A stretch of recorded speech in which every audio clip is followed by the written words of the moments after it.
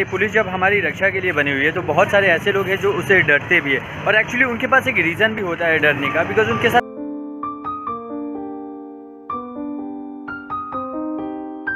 अभी आज मेरा ब्लॉग करने का कोई भी इरादा नहीं था, बट स्टिल मैंने ब्लॉग को शुरू किया आज शाम को कि एटलीस्ट 1-2 मिनट तो अभी रिकॉर्ड हो जाएगा और बाकी का ब्लॉग कल के दिन में। तो सबसे ज़्यादा मुश्किल चीज़ें शुरू करनी होती है, अगर आप एक बार शुरू करेंगे तो खत्म एनी हाउ हो ही जाएगी। एनीवे, नमस्कार, नाम जय श्याम, स्वागत है आपका एक और वीडियो में। चाहे हमारे गाँव के बाज़ार हो या फिर कहीं के भी, सब ऑलमोस्ट एक जैसे ही होते हैं और लोगों की भीड़ लाल पीले हरे नीले सतरंगी कलर पहन के ऐसे ही होती है। भारत की यही तो पहचान है। कभी कभी ऐसे अकेले बैठ के सामने के दृश्य को देखते हुए कुछ ख्यालों में खो जाना, कुछ सोचना, इमेजिनेशंस की दुनिया में चले जाना और उन कल्पनाओं में बहुत ज़्यादा खुश होना, अब माइंड रिफ्रेशिंग होता है काइंड ऑफ। ये भी एक मेडिटेशन ही है कि आप अपने आप को कुछ वक्त, कुछ मिनट्स ऐसे दे रहे हो जहां आप खुद से बातें कर रहे हैं और आपके जो सोचने का दिल कर रहा है वो आप सोच रहे हैं। और मैं ऐसा अक्सर करता हूं जब कभी भी मुझे थोड़ा वक्त मिल जाता है।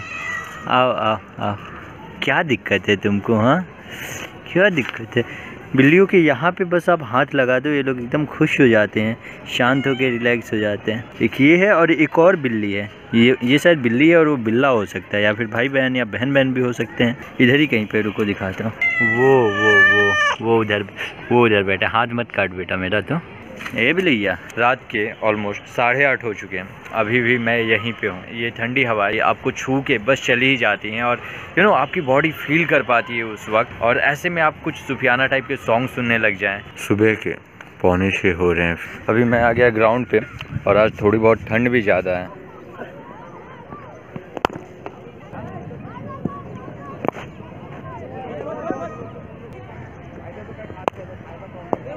यहाँ जस्ट ऊपर मेरे जुदानी माता का मंदिर है, नज़दीक नज़र आ रहा है, लेकिन अगर चढ़ने जाएंगे तो काफ़ी ज़्यादा ऊपर हो जाता है और तकरीबन मुझे गए हुए 1.5 साल तक तो हो ही गया रहेगा। ये मैं हूँ, ये ग्राउंड है, यहाँ पे टेनिस का मैच चल रहा है और ये लोग घर जा रहे हैं। बाय।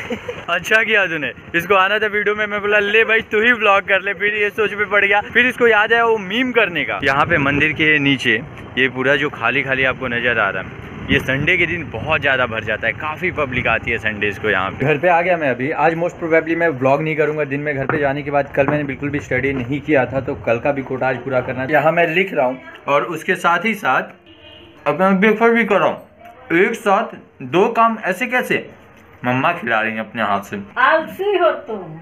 आलसी नहीं हूँ मैं मम्मा मेरी ले रही है। देखो, ये वीडियो मैं मोस्ट प्रोबेबली 2-3 दिन बाद ही एडिट करूंगा।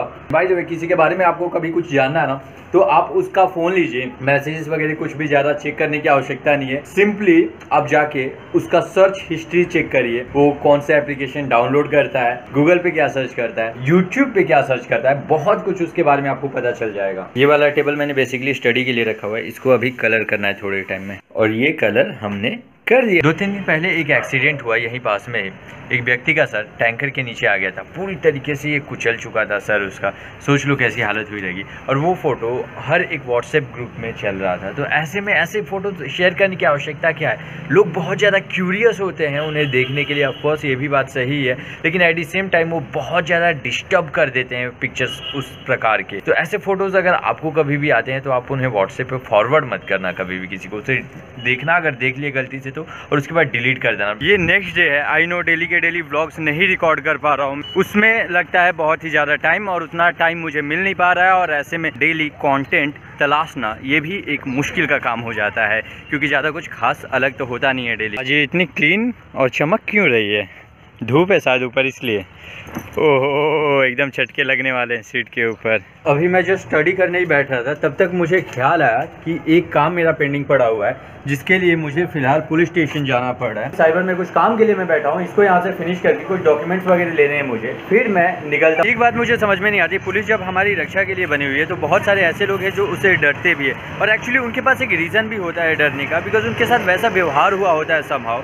अगर मैं कहूँ तो पुलिस प्रशासन की स्थापना की गई थी जस्ट बिकॉज लोगों पर शासन करने के लिए, लोगों के ऊपर अपना हुक्म चलाने के लिए। अंग्रेजों ने की थी मोस्ट प्रोबेबली, लेकिन आज भी समहाउ वही चीज़ कहीं नहीं हो रहा है। ये क्वेश्चन हमारे मन में उत्पन्न नहीं होता है। ये रहा विरार पुलिस स्टेशन। मैं उधर गया, वो मेरा काम 1 मिनट में करके दे सकते थे, लेकिन वो बोलते हैं कि आप यहाँ पे इंतजार करो, 5 मिनट में मैं जाके आता हूँ, पुलिस वाले भाई साहब। और वो गए और मैं वहाँ पे आधे घंटे से खड़े खड़े ऑफिस के बाहर इंतजार कर रहा हूँ कि अब आएंगे, पर नहीं आए। दूसरे लोगों से मैंने पूछा, उन्होंने कहा कि हमें नहीं पता है, आप खड़े रहो, आएंगे आएंगे।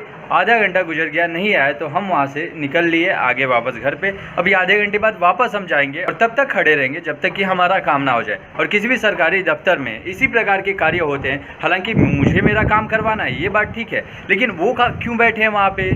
क्योंकि उनको हमारा काम करना है, तो ये हमारा भी काम है और उनका भी काम है। समहाउ भारत की सरकारी प्रक्रिया में बहुत ज़्यादा उन्नति की आवश्यकता है। हम एक ऐसे देश में रहते हैं जहाँ पे अगर आपके पास पावर है तो आपके पास सब कुछ है, अगर नहीं है तो हर एक पर्टिकुलर इंसान आके आपके ऊपर राज करने की कोशिश करेगा और अपना हुक्म चलाने की कोशिश करेगा। I hope you got the point right. अभी वापस आया मैं यहाँ पे घर जाके और तकरीबन 15 मिनट तक इंतजार करना पड़ा और 10 सेकेंड भी नहीं लगा, सिर्फ एक साइन करके दे दिया, हो गया मेरा काम। उसके लिए ही उतना इंतजार करना पड़ा था। होता है ऐसी जगहों पे, ऐसा होता है, पेशेंस अंदर होने ही चाहिए हमारे। 2 बज गए हैं और जब से मैं प्रैक्टिस के बाद आया तब से इन्हीं सब में बिजी हूँ मैं लगातार। आज पूरा दिन लगभग बाहर ही वेस्ट हो गया। अभी 5:30 के आसपास हो रहे हैं। फिलहाल हमारे एक मित्र आ रहे हैं, उनको हम स्टेशन से पिकअप करते हैं और उसके बाद भी काम हमारे खत्म नहीं हो रहे हैं। उनका एक वीडियो एडिट करना है, छोटा सा कोई वीडियो है, उसके लिए रिक्वेस्ट कर रहे थे, तो हमने कहा आ जाइए, कर देते हैं आपका भी। तो हमारे मित्र हमें यहाँ पे मिल गए और फिलहाल हम लोग खा रहे हैं समोसा पाव और वड़ा पाव, मुंबई का फेवरेट ऑफकोर्स। ये जो पाव है ना, पाव के अंदर आप वड़ा डालो या समोसा डालो या फिर कुछ भी डालो अपने घर पे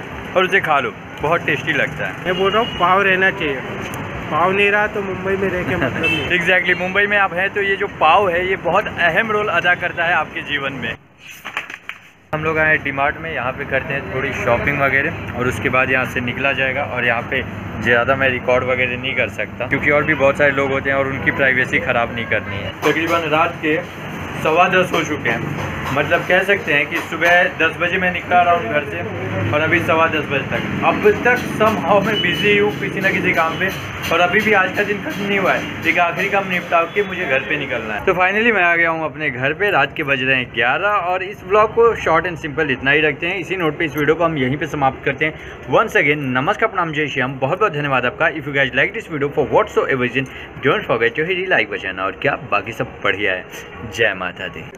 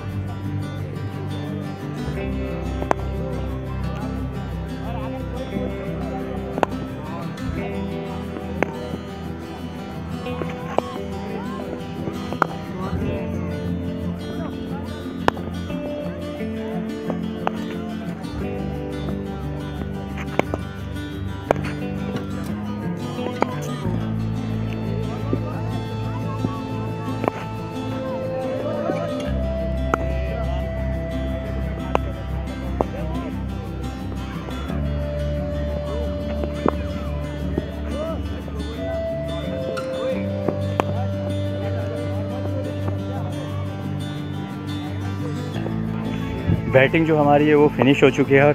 फुल टू रिस्ट्रिक्शंस था कि नेट से बाहर नहीं मारना है, जहाँ पे बहुत सारे लोग प्रैक्टिस कर रहे हैं बाहर, तो ऐसे में किसी को भी लग सकता है, इसलिए स्लो खेलना था।